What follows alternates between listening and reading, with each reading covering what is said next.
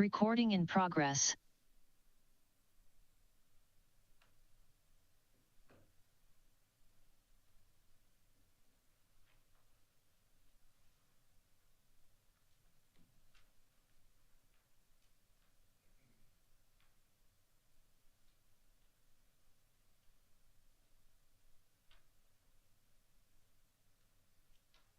It is now 4 o'clock. I would like to call to order Richland County's Office of Small Business Ad Hoc Committee meeting.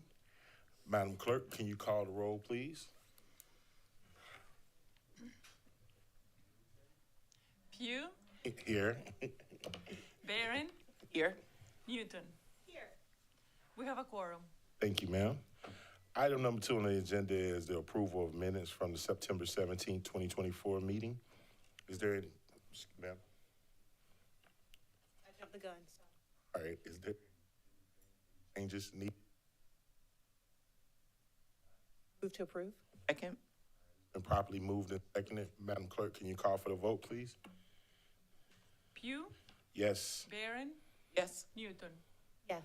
Motion approved. All right. Item number 3 on the agenda is the adoption of the agenda. Any changes or deletions, Mr. Brown? No requested changes. No requested. Move to approve. Second. All right, it's been properly seconded. Madam Clerk, can you call for the vote, please? Pugh, Yes. Barron, Yes. Newton. Yes. Motion approved. Thank you, ma'am. Item number 4 on the agenda, Item number 4 on the agenda is items for discussion / action. Item number 4A. Mr. Brown? Thank you.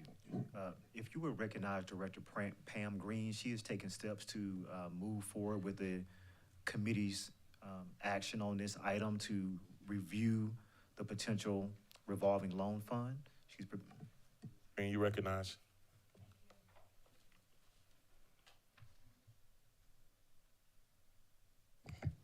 Thanks. Good evening. Before you, you have the briefing document based upon the August 27th, asking for recommendations and research into a revolving loan program. We've put together pretty much the purpose of it, how it will align with the strategic goals, the potential funding sources, and then some pieces as to the parameters, some parameters that we have to make sure that we have in place should we decide to start going in this direction. To begin with, the revolving loan program would definitely align with 3 of the strategic goals: economic development, our plan for growth, and also to achieve positive public engagement. The purpose of the revolving loan fund is for those businesses that have difficulty obtaining financing through traditional measures. So that is the purpose of the fund. It would be in place to make sure that we are either creating jobs or retaining jobs. It is also going to be a capacity builder, and then it would also serve to support revitalizations of some of the designated areas that are in unincorporated Richland County. As it stands right now, the City of Columbia has a revolving loan program that services basically within the city limits only. So there is a need outside of the city limits. They often turn away quite a few business owners that are requesting lending. So everything that we talk about as far as the Richland County revolving loan program would be everything outside of the city. So it would be a gap lender for the rest of the territory. So we've identified potentially 3 primary funding sources. The first being EDA, which is the Economic Development Administration. It's called the Economic Adjusted Assistance Fund. This is a unit that is part of the Department of Commerce, and usually these awards will range anywhere from $500,000 to $2 million, and they are used to capitalize revolving loan or recapitalize revolving loan programs. The main evaluation criteria by going this route with EDA is that it has to satisfy at least one of the 7 investment priorities. And in this case, I've listed all the 7 that are the categories that are used for the evaluation. And a revolving loan program would be consistent with the equity portion, and workforce development strategies as far as creation and retention of jobs. The second funding source we would be the CDBG funds. These funds would have some HUD requirements, low to moderate income. Currently, there has been $50,000 that has been designated for OSBO. That's out of the grants department. We would like to, in February, apply for maybe another $25,000. These funds would be considered for the potentiality for forgivable loans or smaller loan amounts, just because of the HUD requirements that will be attached to it. Third would be potential funds from general funds. A review of the City of Columbia's program shows the need for matching funds. And based upon pretty much most of the research, it seems as though there has to be at least a 25% match. So some of the basic guidelines of the program would be, we would be a gap funder. Everything would always be collateralized. Some of the suggested minimums and maximums would be looking at potentially a minimum of maybe $10,000 for a loan. With the max, I think EDA requirements is the max is $200,000. We would look at the possibility of maybe offering tiered type pricing, which helps to mitigate some risk for maybe some of the riskier loans that may be associated with these types of loans. EDA does allow for us, there's some allowable expenses for the administrative piece of this. In comparison with the city program, they do use a third-party vendor, loan servicing agent. I put in there kind of on average how much it would cost to use this particular agent, anywhere from $18 to $25 per loan recipient. They pretty much would be billing, collecting payments, and things of that nature. In order to effectively administer the program, we would need to have designated staff. There would need to be an in-house loan officer and a very thorough compliance coordinator to make sure that we are meeting all guidelines, federal guidelines. The other piece is that there would be a 7-person loan review committee, which would be appointed by council. Usually their term is about 2 years. The loan committee could adjust fees, interest terms, and things of that nature, but we would have baseline guidelines from EDA as far as some of the loan requirements. But there will be some flexibility as far as the types of fees that we could charge that the committee could actually decide. And then, of course, we would be reporting to you all semi-annually. One of the things in applying for this particular with the EDA, we have to do a 5-year loan strategy. And we base it upon the Comprehensive Economic Development Strategy with the Central Midlands Council of Government. So if we take a look at, when I took a look at their plan, a potential Richland County revolving loan would support the following goals, which would be education and workforce, supporting programs that basically remove barriers for small local businesses, the economy to support entrepreneurship and small business development, being able to build capacity. It also helps in the form of livable wages by expanding, by having the lending platform, we look to create more jobs, more livable wages, things of that nature. Resilience in building the capacity and growth for a lot of our businesses. A lot of times the loans are something that they're needing to expand their businesses to help with the capacity piece. So ultimately it would satisfy the job potential, retaining jobs, foster entrepreneurship, innovation. To give you an idea of an example of some of the types of loans. So the financing strategy would be something around building, construction, expansions, land acquisition, machinery, equipment, supplies, working capital. Those are kind of the normal things that we see that most businesses are going to need. We did want to give you kind of an example of proposed terms. The recommendation is that we would have a balloon feature for extended years, being able to call those loans based upon the condition of the economy as it relates to rates and things of that nature. Of course, this would be managed by Richland County through the Office of Small Business. The director, along with the commercial loan officer, would be primarily responsible for managing the revolving loan fund and coordinating activities with the revolving loan committee. So essentially, the loan officer is going to underwrite these loans, write up everything, and then take it to the committee to review. So that takes the committee, and the committee is made up of a diverse group of folks. So we're looking at an attorney, bankers, small business owners, as well as someone from the county as well that would be a part of that review committee. But the underwriter will write up and make all recommendations for review.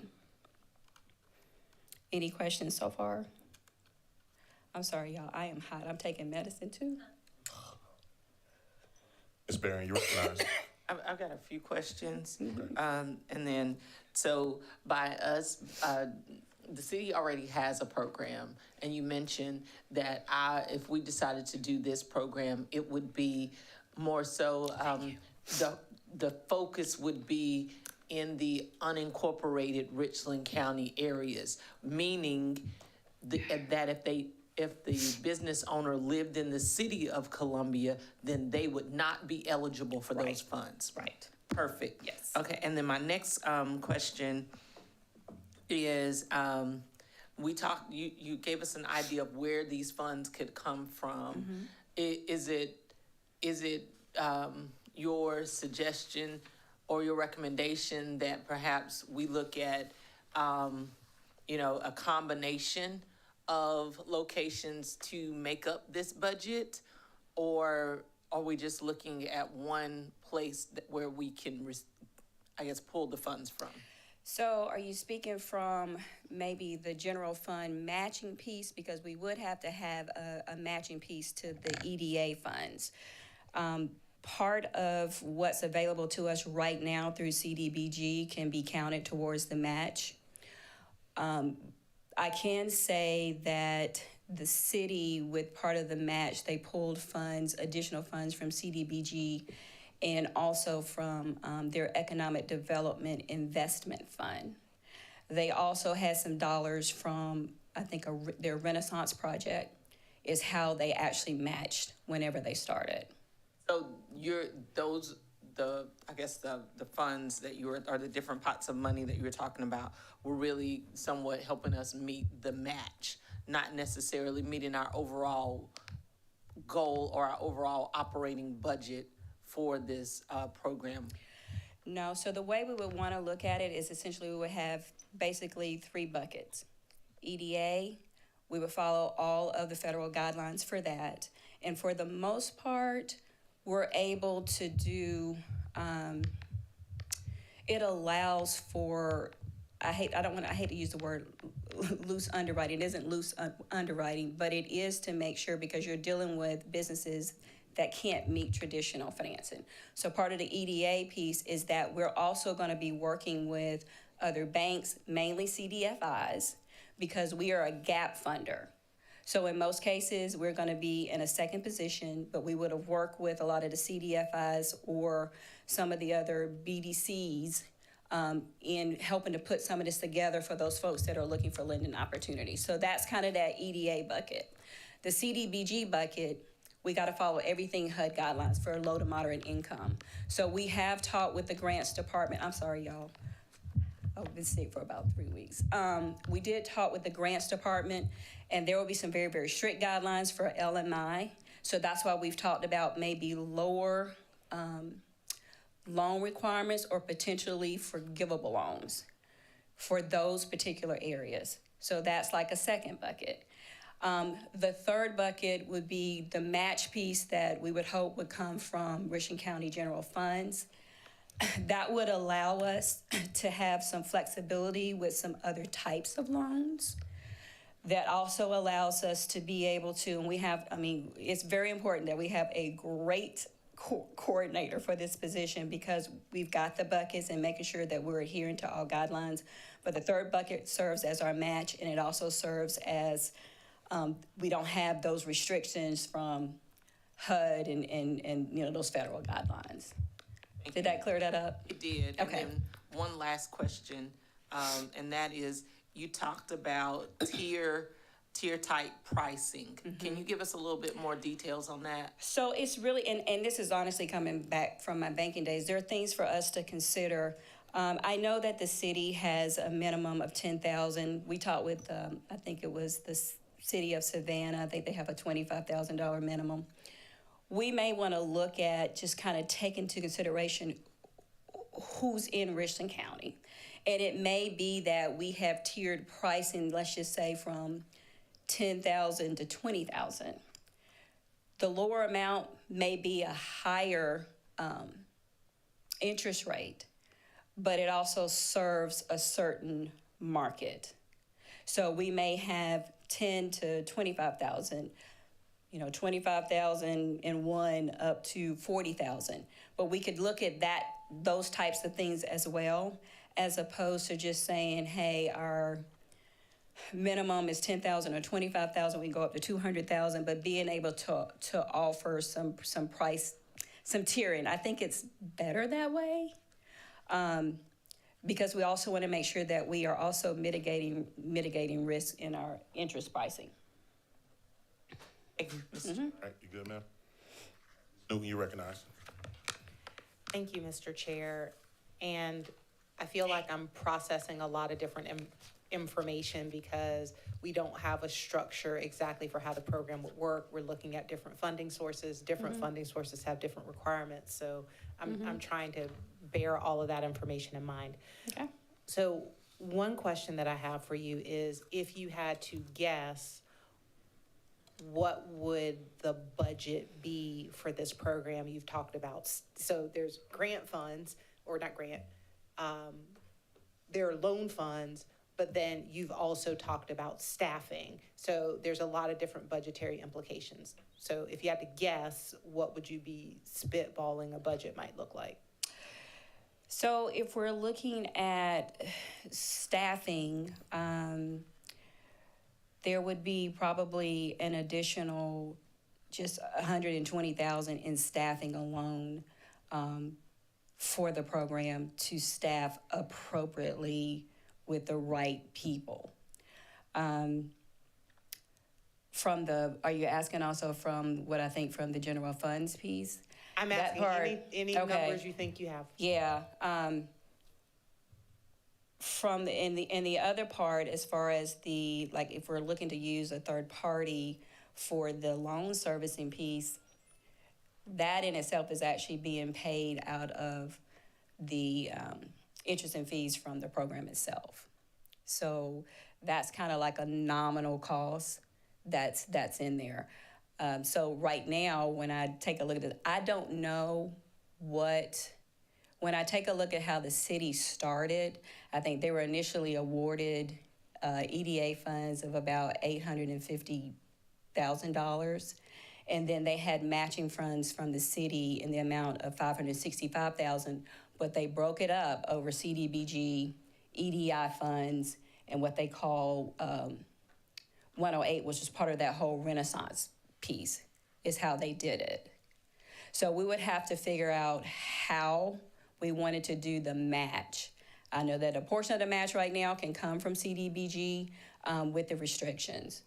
But the other pieces and what funds are available to be able to help fund or capitalize the program from general funds, that's a new part for me to try to understand where we can pull from. If there's economic development dollars that we could possibly put in there, it's that part I'm not sure about, so that I'll be leaning on you guys for that. And then, oh, sorry. No, If you have more. No. My main thing was to identify where I thought we could potentially find the funding, or where the funding could come from, and then what other cities and counties are doing. And then would the staff come from general fund, or would some of those like CDBG funds, et cetera, have grant funded positions? So there's this, which kind of goes through, there are pieces of where there are positions that can be funded. I do believe that the general fund would be the easiest way to fund the staff for this, yes. I just have two more simple questions. So one is, you referenced CDFI. Can you remind me what that acronym is? Those are financial institutions. Okay, It's gonna come back to me. maybe community development. Yeah, community development, financial institutions is Okay. what that is. And then the committee that you talked about in terms of awarding the funds, would that operate, broadly speaking, similar to like an H-tax committee or something like that, where you're envisioning a committee of citizens that gets appointed by the body, and then that group then makes those recommendations back to council? And they would make those, yes. Great. Okay, thank you. Thank you, Mr. Chair. Thank you, ma'am.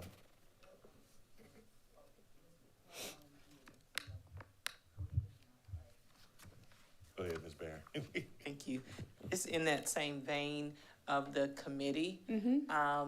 So that committee is their only responsibility would be to review the loan applications. They would not serve as like a governing body or providing insight or of any sort to the staff. They would have some say on some of the procedures. So if there needs to be changes in maybe some of the terms, some of the policies of how we're going to write, how we want to lend, they could have input. That's why we would have an attorney and a banker being a part of that. They would have some say in that and have, yeah. So essentially, if we decide to move forward with this, I definitely think that we should probably want to change maybe the name. Document it, committee, Okay. or the review committee of some sort. So, we might, that way we don't place that group in a box. In a box, okay. Because Understood. if you're looking for them to do more than review applications, then we don't want their name to keep them from doing what we need them to do. Okay. Thank you, Mr. Chair. Jackie, you recognize? Thank you. Overall, I'm definitely in support of this. I think it is a step in the right direction as far as offering different services or needed services to our residents. So I think this is a great start. I would like to see, I know we referenced kind of what the city is doing. I definitely would like to see maybe what some other counties are doing or larger metropolitan areas that more so reflect our demographic and need. Because like you talked about, the city has this small area of business owners they're looking at, where we have this diverse county, and what you need on one side in certain places might not be what you need in the other. And I think these are great funding options, but if there's any other ones that maybe we could consider that other folks are doing that we want to look at, I think would be good too to see from a larger perspective, because they also have a smaller number of businesses. And so I envision when we do open this up, because the county is so large, the number of requests that we receive would be way greater than they would. And so I would like to kind of see maybe how another county our size is actually operating a program like this to make sure these approaches are actually the most effective, and then maybe get a better understanding of what investment, would this council need to make to do it. Because I think if we're going to do it, we want to make sure that we do it well, and we want to make sure we know what that dollar amount looks like, right? Because I don't want us to say, well, we're going to only set aside $200,000 the first year, and then we only are able to give out to 4 or 5 businesses, right? And so that's kind of, I guess, what I would like to see is realistically for us to actually make some type of impact with these loans. What do you think is the budget amount that we need to say to actually move the needle? So the majority of the funds are going to be expensed through the EDA bucket. That is where the majority, so even if you look at a number of different counties and cities, and even when we take a look at the Central Midlands 5-year strategic plan, EDA is a core piece of that. So the majority of the funds That is the bucket. So where's the match coming from? Because, I mean, But if the you got match has to come from, well, from us, from the county. Right. So, yeah, we're And that's looking what at I that mean. part. So Okay, I got you. That's what I mean. What would our investment need? Because if we only say we're only giving you $200,000, then you could say, well, y'all, that's not okay. gonna help you match No, and no, get no, enough no. loans done. So Okay. if we And- really wanna, Yeah. I probably wasn't clear in the beginning because it appears that the match has to be at least 25%. And then it will be plus what we're needing for staffing and those additional things. And I thought I said that in the at beginning. least Maybe I didn't. 25% of what? Of whatever is awarded by EDA. So And we they don't- are looking for a match, yeah. So, honestly, y'all, my thought is that we would look to apply for, and I've got to get with grants, I've kind of given them like the name of the fund and all that. But my thought is that we would have like at a minimum $1 million to $1.5 million from EDA. That's what I'm thinking. 25% of $1 million is what, at bare minimum, council would need to budget for in addition to staffing and any Right. space needs Yeah, and any other technical assistance that we may need in software. yeah, Okay. yeah.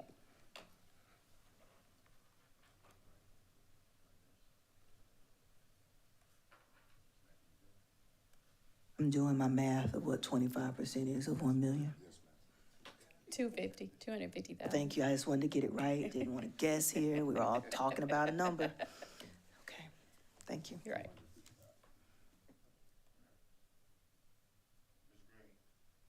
I have a few questions myself. So when you talk about the third party partners that are helping with this revolving loan fund, so let me speak from my experience with me looking into the revolving loan fund. I saw that there's some government entities that are using multiple third party partners to help them with this fund. Is that something that you came across in your research? Yeah, so when you talk about the third party, you're speaking from the fact that we are a gap lender and being able to work with other, yeah. So we're already working with probably a good 8 different third-party sources. And we've kind of, in general, kind of talked about what we would like to do from a revolving loan standpoint. So it's anywhere from, of course, I talked about the CDFIs to other non-traditional type lenders.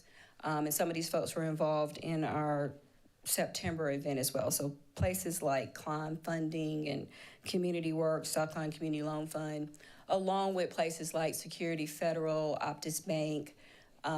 Those are all part of kind of the pipeline of folks we'd be working with. Along with that, so if we have multiple third-party partners, this $18 to $25 dollar amount that is tagged to each loan, is that something that would be across the board? So that's kind of an average if we look to use a loan servicer.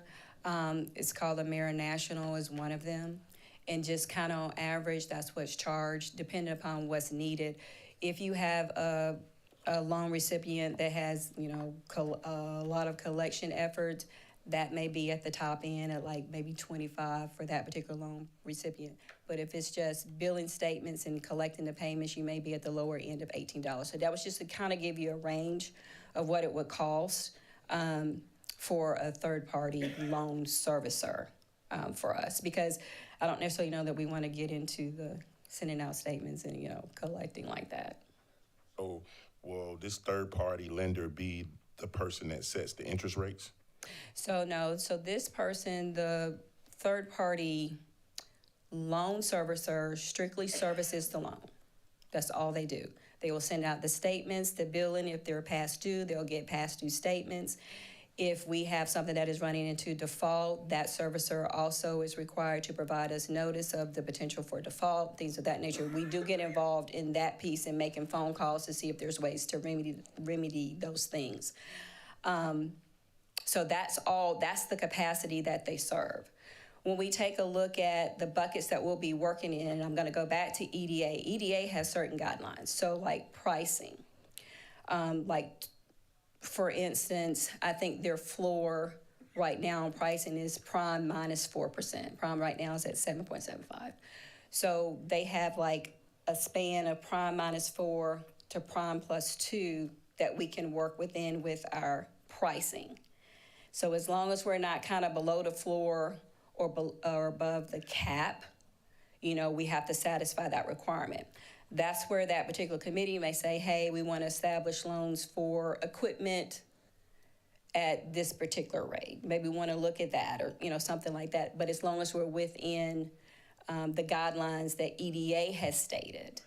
So we've got to still operate within that, but we do have a range. All right, I got one more question for you. Yes, sir. This 7-person loan committee, this would function as an ad hoc committee? So they would be called in whenever to review all loans that have been underwritten. We will have to establish kind of, and it is ad hoc, yes, to answer your question. So depending upon the number and all that we may have on that we're underwriting, that the loan officer is underwriting for review. So, in your presentation, you also said this 7-person loan committee, it's a lot, 7-person loan committee, will be responsible for establishing policies and procedures when it comes to the revolving loan fund. Is that correct? Yeah, they'll have input. We will actually, let me tell you how this will go. So part of what we will do is we would put together, our office would put together what we believe would be a good 5-year lending strategy. Then we would also put together like the components of the code or ordinance of how that's to operate. You would have the committee to review, make suggestions, you know, because of their backgrounds. And of course, they run everything through legal and do all that. But they do help in making sure that we've kind of got our pulse on what's kind of going on in the community as well, with some of the pricing and terms and what they're seeing and what they're approving with the loans that are there. So they do, but we still kind of provide a framework, if that makes sense. Is this committee standard across the industry when it comes to these types of loans? You have to, from what I understand, and the places that we did check, everyone had, they call it a review committee, but they still had the ability to, like, if they wanted to charge certain additional fees, they had input there. But yes, across the board there is. And the reasoning behind that, it is because you've got an in-house lender who underwrites. And you also want to make sure that you have an objective review. So, just a statement, when you start talking about creating policies and procedures when it comes to specific loans and revolving loans and money, that's a whole different industry. Most of the time when we pick people for ad hoc committees, they are folks that fill out an application because they're interested in it. And our rules and appointments, they do a great job of appointing people that have the experience to function on these boards. My thing is going through and trying to pick those people to fill those slots. Would we go through a regular process, or will we do it sort of similar to what we're trying to do with the P3? And I think it would probably be similar to the P3. I want to come back to the fact that we would still be crafting the framework, because we are still basing our lending strategy on the Central Midland strategy. That is a requirement. So a lot of what we have to put together for the strategy itself, we've got to tweak it, obviously, for Richland County, but kind of the components, they're already there, and we have to mirror some of those things that are in there from an EDA and CDBG perspective. So I don't want us to think that the committee has full reign, because we would also be more or less adopting kind of the code or ordinance for this. Okay. Okay. Well, first of all, I want to thank you for the research thus far. We had a long way to go. I think as Ms. Mackey said, it's a good thing that we're doing, and it's hitting a lot of the points in the strategic plan. I would also like to see what this looks like from a municipality that mirrors us, population, income, all that good stuff. So, Mr. Racio, you recognized. Thank you. And I've been listening with a lot of interest to this presentation. One of the things that I think about is, what happens if, worst case scenarios, right? There's a loan, it doesn't get paid back. Is now the county in the position where we may have to repossess, sue, whatever, go to great lengths to recoup a loan?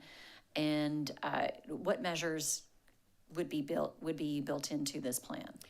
So there are, when we take a look at some of the EDA guidelines, there are some default kind of measures and levels. And what tends to happen is, and I'm trying not to bring in banking in this, but what tends to happen is that it's why we collateralize all the loans. So all the loans will be collateral based, which serves as a secondary repayment source. The goal obviously is never to repossess anything, but to figure out a way that we could actually remedy those. So part of some of the guidelines may be that we may have to restructure types of loans to accommodate whatever the situation may be for that small business. It will be kind of a case by case, but there are some guidelines that are in there, and it gets pretty detailed, but there are certain things for default measures. Now, there may be a case where it cannot be remedied. I mean, and it can happen. There could be a case where we may have a building and we can't seem to make that work, and we own a building. That is realistic. I mean, but that comes with a lending platform. And so then you look to sell, other ways, yeah. Follow up? Okay, thank you. Yeah, so that would be one of my major concerns, is that, the county then ends up with a piece of property, some asset that was pledged as collateral that we now have to deal with. The county now there's a public knowledge that the county has taken on someone's whatever because they have defaulted on a loan to the county. Perhaps a business files Chapter 11, and maybe now there's no way to recoup the situation. So I just have a lot of these kinds of concerns, and I'm going to be thinking through this a lot and discussing them with folks. Mr. Livingston, you recognize, sir. Mr. Chair, I'll be real brief. Most of my questions have been asked. But I think the several member, the committee is really important, because I think that's what I see as that major role is helping us to manage risk, because you're going to get an idea of what's going on up front. The committee is going to be looking at those applications. I think that's going to be crucial. And back to what you said, Mr. This committee has to be selected in a different way, in the sense that I think we have to set certain criteria for membership. So you get what we need to manage that. I also, too, think we need to figure out some kind of way to talk about, instead of just looking at it from just an expenditure perspective, but as an investment. In other words, what are the benefits to the community and to the county? Ought to be stated clearly some way, so folks will be clear saying, yes, there is a risk, but here's a benefit to that risk. I think is important for us to kind of look at too. But I, commend staff for looking at this, trying to create a way to provide opportunities for small businesses in our community, and with one of the greatest needs. Sometimes it's a small gap, financing to make a difference. Anybody else? Ms. Newton, you recognize? Thank you, and this has been helpful and also a lot to digest simultaneously. And so the other committee members have said some things that they would like to see when this information comes back to us. I guess what I would like to see is also a general timeline of what this process could look like. understanding that you can't know for sure and there are a lot of variables, but that is something that I would like to figure out, from start to end, what that looks like. Additionally, I would be very curious if you could specify in that additional documentation what the process is for establishing criteria, because there's been a lot of different information as it relates to that in terms of how we're going to operate the program. So when in that timeline are criteria created? By whom are they created? Are they created before you stand up the organization, after you stand up the loan? I'm just curious to know how that process works out. And then certainly as part of that, if these are policies that we're creating, if they are ordinances that we're creating, just how some of that fine print works. I would love to see that. Okay. And then I just have one additional question. I made a note somewhere about $50,000 in CDBG funding that I think I saw in the packet. Am I to understand that those are funds that we already have right now that you have set aside for this purpose? So those funds were set aside as part of, I believe, some of the funding from COVID-19 and the small business piece from a couple years ago.